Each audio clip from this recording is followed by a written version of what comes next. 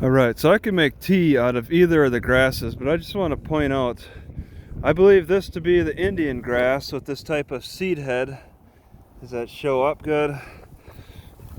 And the long leaf, it can grow as tall as me, 6 foot, sometimes taller. And the leaves get so long, longer than my hand obviously. But it's got this more tightly clumped seed pack. I don't even know if any seeds are in it. I didn't really notice. They just seem to be shells of seeds. But they're more tightly compact. And I believe this to be the Indian grass in eastern Oklahoma. And then there's a darker variant of that. I guess you'd still call it Indian grass. But the top stems are more spread out for the seed heads than the Indian grass. And they grow the same length. But this one, this is like the spotted Indian grass, I guess. They have very similar appearances, except for the seed head and the spotting, the dark spotting on these. I like making a tea out of this.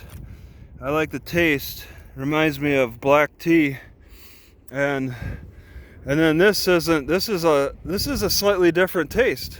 So it's like the light tea of this. See this more compact seed head. The light tea of this light Indian grass, and then the dark tea of the darker Indian grass. So they're like cousins. It's interesting, and they're growing on either side of the road. This lighter color reaches an end point maybe about here, and then you start getting into the darker stuff a little bit. That develops the darker stem, this reddish stem. I can't scratch it off.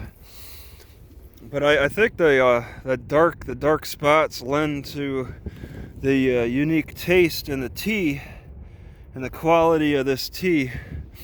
It gives it a little extra flavor compared to this lighter color Indian grass that it stays plain. A red edge, that's about it.